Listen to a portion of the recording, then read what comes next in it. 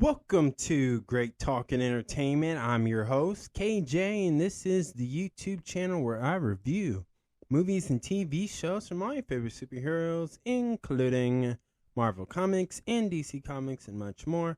Please subscribe to my YouTube channel, Great Talk and Entertainment official channel. Now let's go, baby.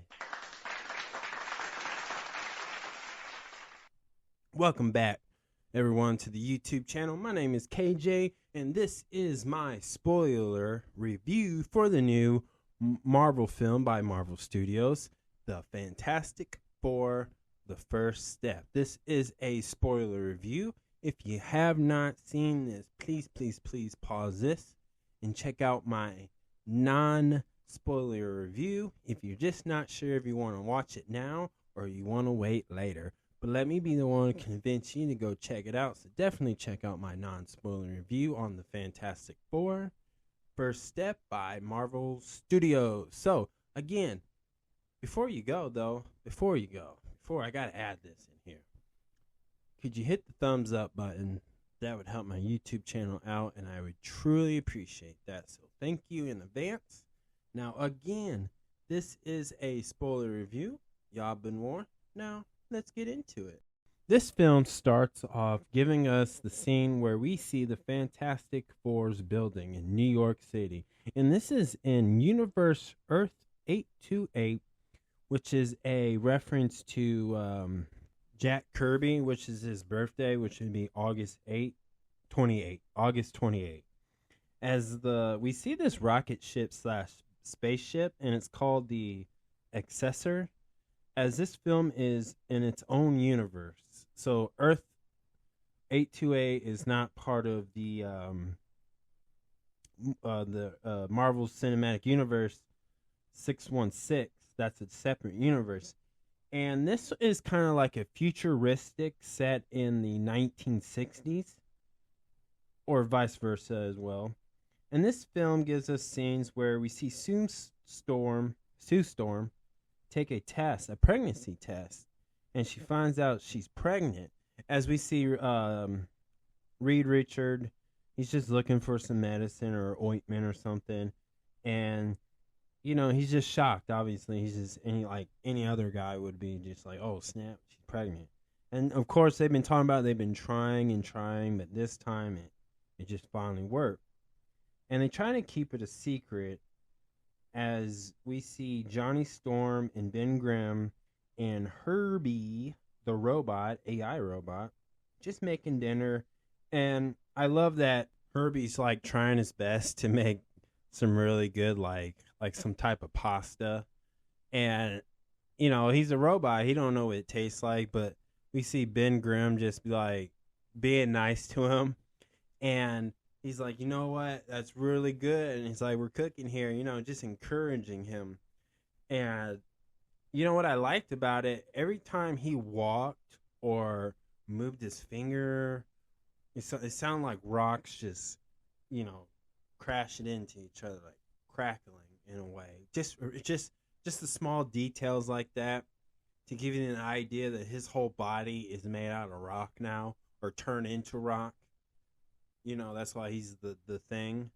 And I really just like the small details of the sounds of just when he walks or just moves his fingers, or when he talks. Like, you see his jaw move, and it's like two rocks just rub it up against each other. I mean, it was just so good. It's just perfect. And in the scene too, I liked that, in this one so far, just off the bat, Johnny Storm, yes, they gave him his, what most people would recognize this character to be his personality.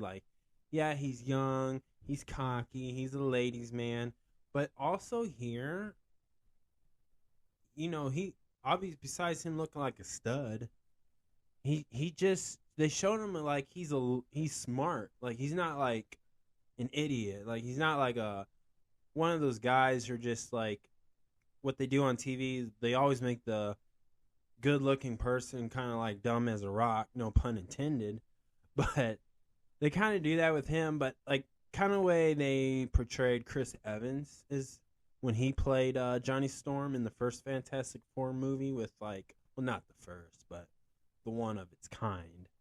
But I just felt like this one was a lot better, like a step up, because in comic books, Johnny Storm is just more of just being the ladies' man. This is a guy who can do like the superhero thing. Obviously, his powers is flames, right? But we see through this film that he's very intelligent. You know, he can figure things out. Like, you know, in this film, they had these old vinyl records and it's a message, and they were just trying to figure it out. And we see Reed Richard just try to figure it out. But it's really cool to see someone like Johnny Storm be the one to figure it out, and he learned a new language, which that was so cool about that. And as soon as Reed Richard and Sue Storm walk in and they're trying to play it off, Ben Grimm calls her out and says, "You're pregnant." And of course, they're all excited and happy. And it's a big deal because now the whole world knows.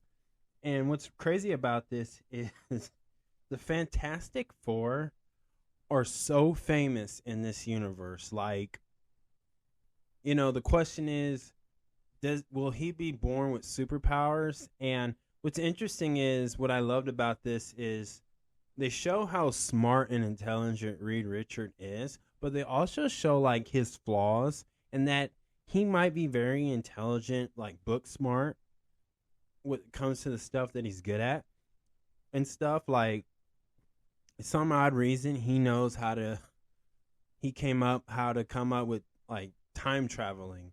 He knows how to go in different multiverses, which is very comic book accurate.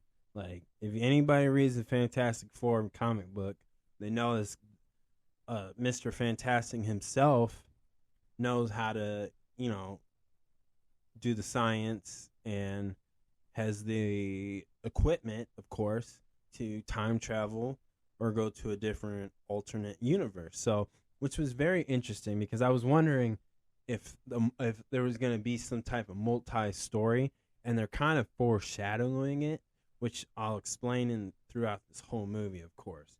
And so the whole world is very known, and they're very popular because in this film they showed the Fantastic Four fighting crime, stopping the bad guys, and you see a lot of that, from battling giant monsters, like from super apes from the red like ghost monkey clan. We see like Ben just pulling a giant boat, and then he like hangs out with a dog. I don't know if it was a shot or a reference to Superman and Krypto, but he like pets a dog or whatever. And then like we see like Mr. Fantastic, Reed Richards, use his ability of stretching. And I love the suits in here because, like Reed Richards' suit, he doesn't have that white collar, but it just explains like when he stretches, it stretches like each costume is very different. Obviously blue and has the Fantastic Four number 4 on their chest, you know, and it's just so cool. I just loved everything about this, and it just seems like a very comic book story, just kind of going through that. And you know, there's some flaws, and not the flaws that makes it bad, but you can kind of tell a lot of stuff was cut out, right? And it's kind of like the Superman film that just came out this month. There's a lot of stuff just cut out in that film where I felt like maybe they had some scenes with the other employees in the Daily Planet. In this one, with some of the bad guys, including like the Mole Man, I feel like they cut a lot of scenes with him. But I love seeing the Mole Man. And what's crazy is I can't believe that, because I thought this was a Sony thing. Because technically, Mole Man is more of a Spider-Man villain. But maybe not. Maybe I'm wrong on that one. But I'm pretty sure the Mole Man is more of a Spider-Man villain. But again, this is a different universe, you know. So this want to interact with Tom Holland's MCU Spider-Man. But I thought that was pretty cool, and maybe Sony was just nice enough to let that go or let it happen. I don't know. But I'm pretty sure that Mole Man is part of the Spider-Man villain arcs. But again, it's not a big deal. Nothing I care about. I just thought that was pretty interesting in that way. But we see him do some stuff, and then like he teams up with them. He comes friends with them because like with this is yeah, the Fantastic Four are superheroes, but like in this scene, like we know that Sue Storm is the leader of this like group called the Future Foundation, and she just talked to them. He talked to them where now there's people who live underground under New York, and there's people who live above. Which it's like honestly, I love this universe. I love Earth 828. Like in a way, just I'm not gonna say it's better than Earth 616 because that's not fair. Because we have seen so much Marvel studio films that are heavily connected to obviously Earth 616. So it's not fair for me to say like I love this universe and I want to see more of it, of course. But I cannot say this Earth 828 is better than Earth 616. I just can't say that because that's not really fair to say just of the catalog that they have made. And I know this film is part of the MCU, but if you're just going to compare Earth to Earth, I can't really say Earth 828 is better than Earth 616 because throughout this film we only see Fantastic Four and things that are related to the Fantastic Four. We never hear about Doctor Strange, Iron Man, the Avengers. We don't even know 1960 Steve Rogers technically would have been in either they would have found his body or they haven't found his body yet. But we don't know if that Steve Rogers in that universe had the same origin story like the one that Chris Evans played in Earth 616. We don't know that. And we don't know if like Iron Man is existing. We don't know if Thor exists. I believe that Wakanda exists in this film, in this universe, and I'll explain later at the end.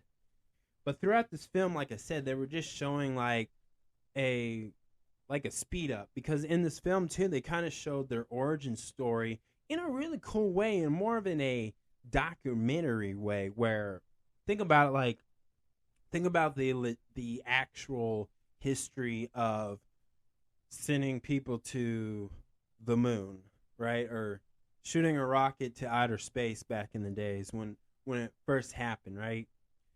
They video cord all the space pilots, astronauts groups, and they show like videos of them just getting in their suit, testing it out, doing some practice, learning how to breathe, how to put on a suit, that kind of thing. And what's really cool is all you hear is the audio to when the tragic thing that has happened.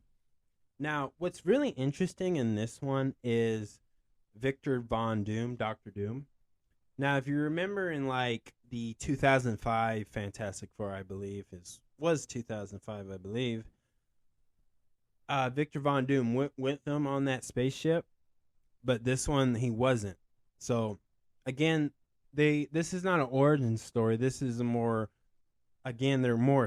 well established. So, the history of it. But I thought they were going to show him, but we know why they didn't show him, and why they only showed like the back of him in the post-credit scene, which I'll get to that later. So I really like how they kind of glazed over their origin story, but again, like Marvel Studios and Kevin Feige and Disney, etc., Bob Iger, they probably just felt like their origin story's been told so many times that people kind of get the idea of it. And so they didn't want to do that, right? So I'm okay with that, but I just like how they glazed over the origin story, but did it in an old school documentary. That because again, this takes place in a universe where it's like in the 1960s, but like so futuristic. But they have, it's really cool. I love the background. I love the scenery because you had like you can tell they use like real props, but they also use the CGI. They also use the VFX effect too, and it just worked out so well. Like I'm like, oh my gosh, like this is a masterpiece of work. Like you know, think about it when like Sue Storm uses her powers. You see like that like rainbow color. Just if you use like crystals and stuff with the and you put it up to the sun or a light, and you see like the rainbow colors. Like that is so genius, and it felt so much like that's what they would kind of do back in the time when they were making films like that. They didn't have the technology, and it just felt like they filmed it old school in the 1960s, like they would, but actually use futuristic technology and high advanced cameras, of course, with the green screen and the blue screens, of course. So very mashed up well. So I'm loving this New York. It looks futuristic, right? But also has that old feel, and they were talking like the old New York style, a stereotype, I would say. But I just love that. I love that, and I love that. And now we found out, obviously, in this film, we found out that Sue Storm is having a boy, and his name is Franklin. And in the comic books, he's technically a mutant. And what's really interesting is what I love about this is Reed Richard and Sue Storm just being superheroes, of course, being like they're the Fantastic Four, and they're struggling just being newborn parents. Like there's a scene where Reed Richards is just trying to figure out, does he have powers? And it didn't look like, to all his tests, to all the things that him and Herbie were doing, they couldn't find anything. But we also see like Reed Richards just kind of scared. Like this is his first time being a dad. Having Herbie make the crib is a sign of like, oh, I'm scared, right? And like, but he had Herbie baby proof everything. And my favorite part is when Herbie puts the gate, the baby gate, and Ben Grimm is reading a book about newborn babies, and he walks right in and falls down the stairs. It's so funny, and it's interesting because like there's a comic book where like there's other Herbies in there, a robotic like Herbie, and Ben Grimm like gets mad at one point, and he's just like, "Ugh, get away from me." So I wonder if he's scared because he might have saw that. But I just like the small details like that. And then we find out that later in this film that we see this big black cloud with flames or lightning or whatever. And we see the Silver Surfer. And now this is the female version of the Silver Surfer, played by Julia Gardner. And you know what? She did such a fantastic job, no pun intended. But she did so good at this. And I love how she portrayed the female version of the Silver Surfer. And I love her backstory. And I love that it kind of resembles the male version of the Silver Surfer, where we learn in this film that she is literally she had a choice. She can lose everything, or she can work for Galactus, right? And find planets for him to absorb, literally eat, because she comes down and she says this phrase, and I can't remember it, and they've been saying it through the trailer, but she gave them a warning, like, hey, Galactus is coming, and you're all gone. Like, kiss your kids goodbye, kiss your family, kiss your loved ones. He's coming, right? And, the Fantastic Four is like, no, we can't let this happen. But she warns them, and, of course, she dips out. And what's really cool is Johnny Storm throughout this film, this is where they kind of showed his thing where this character is known for is he loves the ladies. He loves when you see a hot, attractive woman. And of course, he was attracted to a space alien woman. So he's trying to hook up with her, and but he's the one that figures out what language she speaks, and then he learns it, which at later at the end, which is so cool because again, here's what I'm gonna just put out right now. I liked how they portrayed Johnny Storm in this one. I feel like it's much better, much better. They gave him more purpose. Yeah, he'll never be Chris Evans, Joseph Quinn, but Joseph Quinn did so good with this, and I applaud this man. Like, I want to see this Johnny Storm more than ever. And I know they're gonna bring back maybe Michael B. Jordan, but as Johnny Storm in like Secret Wars, as the multiverse story, which is fine. Let's just do it. But I want to see this character, this version of Johnny Storm, because I think they really executed how to portray that character with all of them. Really, honestly, like Vanessa Kirby did such an amazing job as Sue Storm because in this film they decided, hey, we're gonna go to the space. They find her location, like a tracing, and they tracked her. And then she went on this mission pregnant. And it was really cool. They did like a whole like just prepping up like a rocket ship type feel to it through the whole thing. And I love that Sue Storm had like a custom made spacesuit, astronaut suit for like a pregnancy style. And of course they go on there and then they connect it to the other piece and they go so fast. This is Marvel's version of like Star Wars speed of light, right? And what's really interesting is there's a lot of Guardian Galaxy aspects to this, the way they did the space scene, which is totally fine because James Gunn did so well with all three.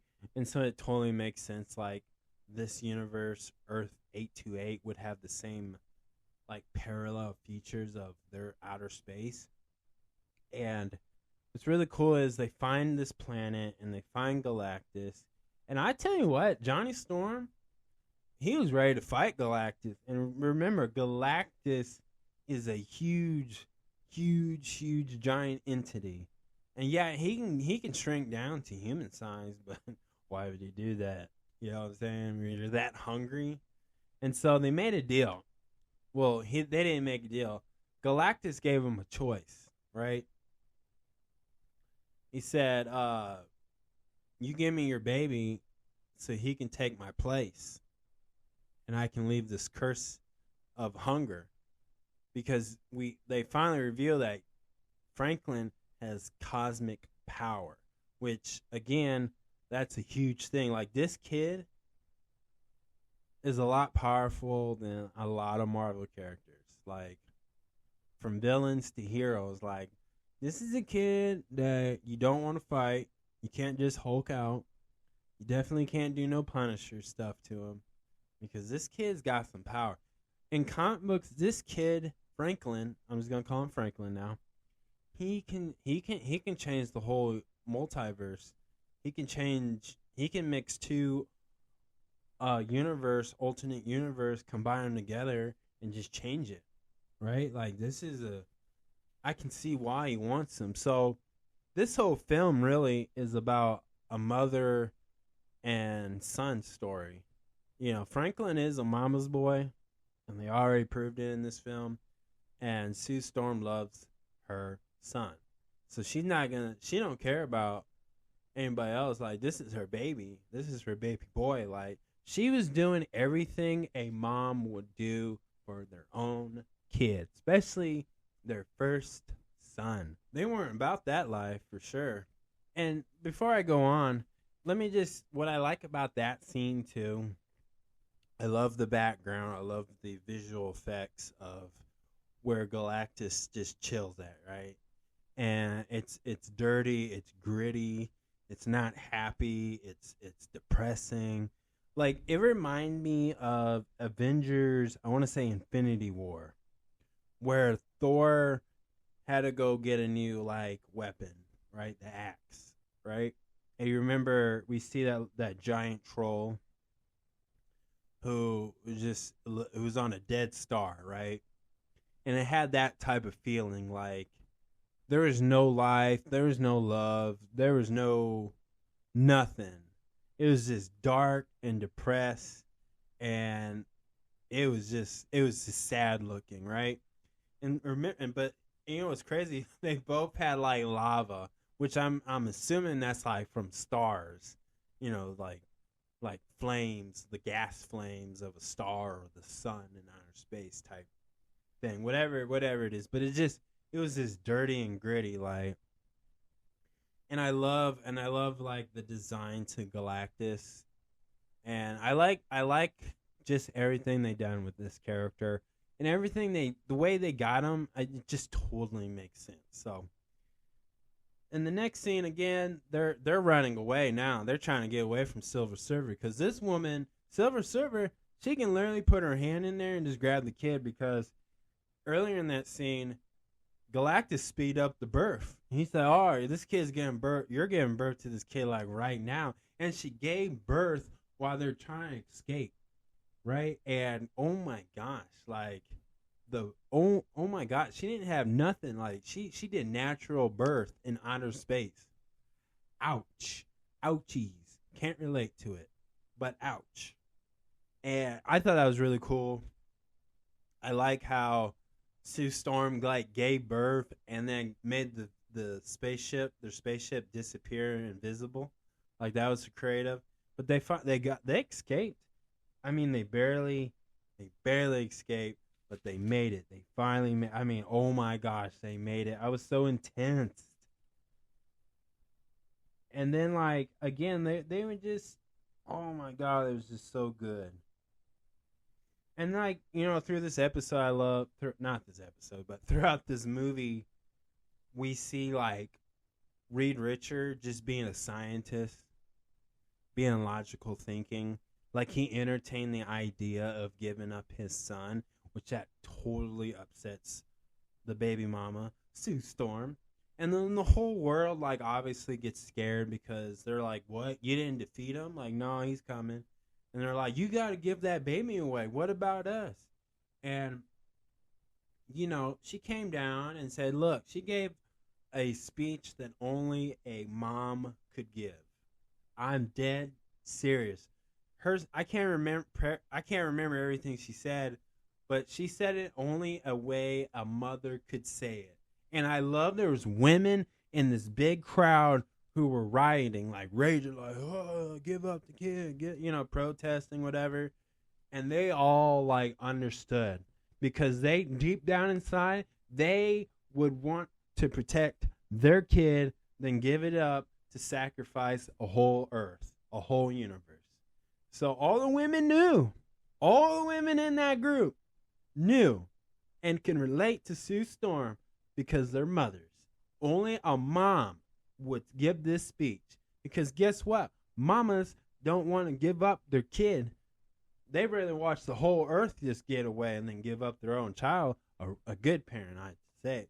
So I love that speech because, again, this is Sue Storm just being a first-time mom, and she's being good at it so far, right? And we see Reed Richards just be such a dad. Like, he's like, "Well, we got to think about this," trying to put logic. Sometimes you got to throw logic out the way, and of course he does.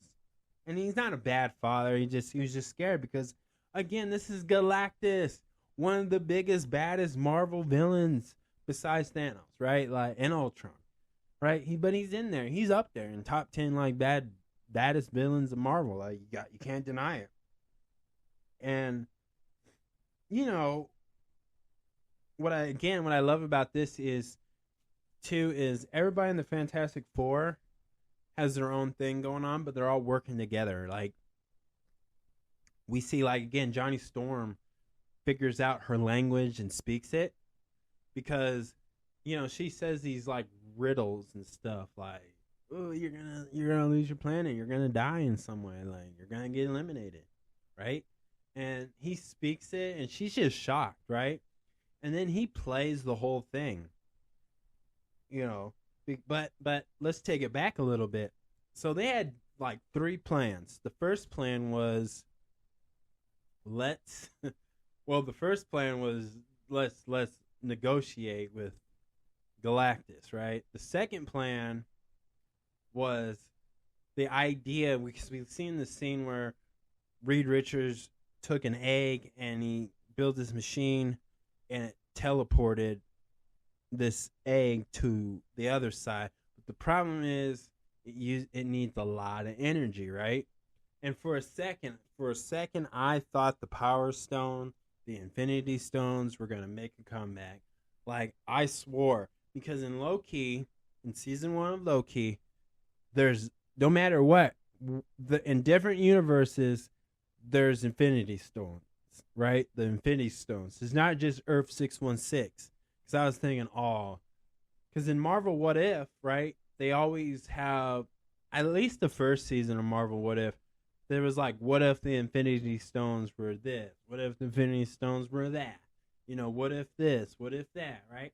So I was thinking, we're going to get the Power Stone from the Infinity Stone, but in Earth 828. But they didn't do that, which I was really shocked. But for a split second, I thought, okay, there is a Thanos. But there could be a Thanos, and there could be Infinity Stones, because to do what Reed Richards is trying to do, we learned that you'd have to turn off all the power off and use it all, which everybody in the whole world did in Earth 828. But in Earth 616, no way. Because we saw in Captain America Brave New World, no countries want to work with this country, work with America, work with Russia, work with this, because, well, their president would turn into a giant red Hulk, right, in the United States. So in this universe, 828, the whole world, every government works together. Like, they don't, say, we got a government, the Fantastic Four, like Captain America's Civil War. So this Earth version just seems like they all love each other and they're willing to work together. But again, this is set in the 1960s in a futuristic way. So I don't know what that means, but it was just shocking that everybody was just willy-nilly to turn off the power, turn off the lights, turn off the TV, turn off Netflix, Disney Plus, whatever. But they turned it all off. And it failed because Silver Surfer, she came down and, well, she knocked a lot of things, right? Because originally they were going to move the planet Earth further away, which I was hoping, that'd be cool. Because I thought, this is how they get to Earth 616, right? Maybe I thought, okay, this is the moment where this Earth crashes right into Earth 616, but it didn't. Because Silver Surfer came down and destroyed all the towers. Like, not all of them, just enough to screw it up, right? And then the second attempt, they were going to let Galactus come to Earth, and they were going to push his big ass right into that teleport and send him further away. And that one where things got real, they were going to have to use Franklin, and he's just a baby. And he he wasn't just born, but, he's like 0 years old, probably not even a month. And they're going to use him as bait because this kid's powerful, and Galactus knows it, the Silver Surfer knows it, and apparently the whole Earth 828 knows it, because they're that famous. They're like, if you remember in Doctor Strange Multiverse of Madness, where he went to I forgot what Earth he went on to, but there was another version of the Fantastic Four, which is like the Illuminati group, right? And he's like the Beatles. Like, literally in 828, Earth 828, this version of the Fantastic Four are big stars and famous as the Beatles. Like, that's some MCU connection right there. But I had to nerd out for that one. But they tried that, and we see the Mole Man work with the Fantastic Four. Say, okay, you can bring them all down. Like, you know what? This version of the Mole Man, he's much nicer. He's much nicer, and he's not as scummish, because the Mole Man would have done him dirty. but maybe this will happen in Earth 616. And then throughout that whole scene, right after like the Silver Surfer comes down, and she's like, and Johnny Storm has his moment with her, and we get a little back history. Like she once had a daughter. She was once a scientist, I believe, but she chose the deal to be Galactus's servant to protect hers, and they missed this planet she's from, unknown planet. I don't hear it. They miss her, right? But so when Galactus came, he I feel like when he was sniffing New York, I didn't think he liked the smell of New York. But maybe they're cleaner. I don't know. I'm not judging everybody, but he just seemed wasn't pleased by the smell of New York, of Earth 828. I don't know. And he came down, and was such an intense battle. And again, this is like Sue Storm's moment, just being such a super mom. She is such a super mom in this scene. She used all her, and she she did die. She technically died. Just trying to push his big ass into this thing. And Ben Grimm and Johnny Storm were teaming up, and we finally heard him say it's clobbering time, because throughout this film, he just would not say it. And, I was like, yeah, he ain't going to say it. But he finally said, it's clobbering time. And he had his moment. But, boy, that was intense. But the way they got Galactus's big ass in there is Silver Surfer. Because Johnny Storm was going to sacrifice. Like, no, don't sacrifice Johnny like that. We just lost the other Johnny Storm in Deadpool Wolverine thanks to Deadpool's mouth. But, she came in and said, no, son, you stay back. And she got on her surfboat and kicked that motherfucker right into that portal. And they won. And that's how they ended it. And it had a happy ending. And Franklin brought his mother back to life. And that's the thing that one of Franklin's power is, he can revive you back to alive. Like, imagine you playing Call of Duty zombie mode. Franklin can revive you so you can get up. And that was what it was. Because I was nervous. I was like, oh, don't kill her off now. Like, we just got the Fantastic Four in the MCU, but not on Earth 616. So that's still more to come. But let's talk about the post-credit scene. So after everything's done, Franklin's a little older. I think he's 4 years old. And I bet he's 4 because it's the Fantastic Four, right? I thought he was 5. He looks like he's 5 years old, but they probably, for the pun intended, he's probably 4 years old. We see him and his mama, Sue Storm, reading books. And she went to go get to the kitchen. She comes back, and there is Dr. Doom. They didn't show Dr. Doom's face, but he took off his mask, and he's interacting with his nephew. Well, not nephew, but because Reed Richard and Victor Von Doom are good friends. They're like best friends, so he would be like the uncle of the family, right? So that's nothing new. So, that'd be like his nephew in a way. But at the end of this, it was a very interesting post-credit scene, because a lot of people were like, well, that might not be Robbie Downey Jr. I'm pretty sure that's Robbie Downey Jr.'s Dr. Doom that we're going to see in Avengers Doomsday. So, let me start off with a theory for you guys. My theory is, if you remember the post-credit scene in Avengers Thunderbolts, aka the new Avengers movie, we see the Fantastic Four ship. My theory is Dr. Doom's in that ship with Franklin. That's my theory. I feel like he snatched that kid, got on the ship, and went to Earth 616. That's my theory. That's who the Thunderbolts are watching come down. I don't think the Fantastic Four are in there. Now, remember, in this film, the Silver Surfer told Johnny Storm that you guys should just leave this planet. go to another universe, right? They kind of foreshadowed the idea of them leaving this universe. They didn't leave this universe yet, but I feel like now they have a reason. Because at first I thought in this film that I feel like they were gonna lose to Galactus and they were gonna get desperate and they're all gonna run away and literally leave this universe and go to Earth 616 and start a new life. Right? I thought they were gonna abandon this planet and let Galactus do the thing he was gonna do. Literally eat the planet Earth, like devour it. Because he's hungry. He has to eat or he's starved. Like, can you imagine just being hangry that forever? Whew, can't do it. So he's hungry.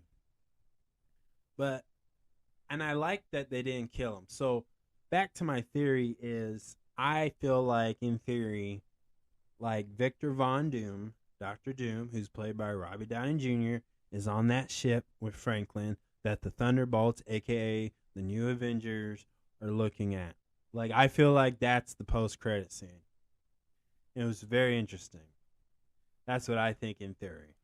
Now, other than that, besides that, I love the outfits.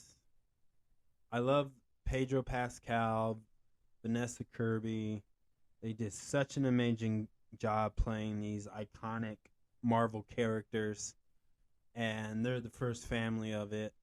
And I loved everything about it. And obviously, this is obviously better than the first two Fantastic Four movies. Right?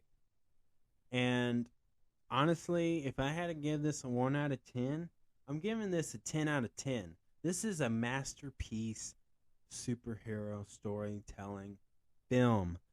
This is so good. Like, it's a 10 out of 10. Like, and the reason why is the plot of this story is it caters to the diehard fans. That's us. That's why we're listening. That's why you're listening to this spoiler review. And then the casual viewers who are familiar with it, who are familiar with Marvel's movies and content, just in movies. Maybe they don't watch the Disney Plus series, but they know who the Fantastic Four are.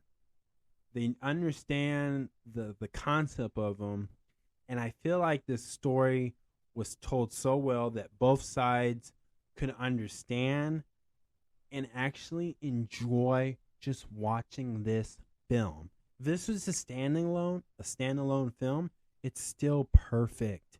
This is a masterpiece superhero film. Like, this is better than Deadpool, Wolverine. This is as good as the first Avengers movie, and this is as good as Avengers Infinity War and Avengers Endgame. Like, this is so good. Honestly, this is a little bit better than the Superman film. Gotta be honest. But it's such a masterpiece. And I love the background. I love the visual effects. I love the acting. I love the emotion and passion. Like, they were so smart with it. Right? Like, usually they like to focus on Ben Grimm. Obviously, he's struggling having that body. He's struggling.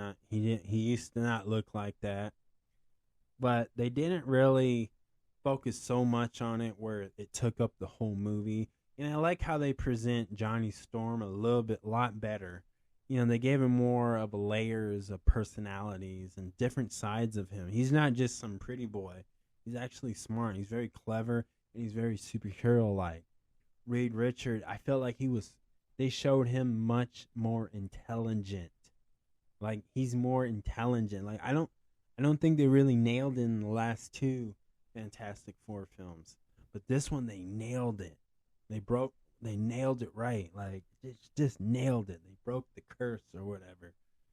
And then Vanessa Kirby, she played Sue Storm so well because she played an excellent mother who cared for her firstborn child. And it worked so well in this film. So I loved everything about it. And I hope Marvel Studios keeps doing stories like this for different versions of Marvel characters. So this Doctor Doom movie, Avengers Doomsday, it's gotta be a 10 out of 10 now because this was so good. I can't I need more of this type. I love this. I love it. I love it. But that's my review, y'all. Let me know in the comments below what you think about Fantastic Four First Step, and let me know what your theory is. Do you think Doctor Doom is in that spaceship in the post-credit scenes of the Thunderbolts, aka the New Avengers, or do you think that the whole Fantastic Four is on that ship? Let me know in the comments below. Thank you guys, and don't forget to subscribe to my YouTube channel, Great Talking Entertainment Official Channel. Subscribe, hit that notification button so you can always be updated with all my latest content. Thank you guys, and peace out.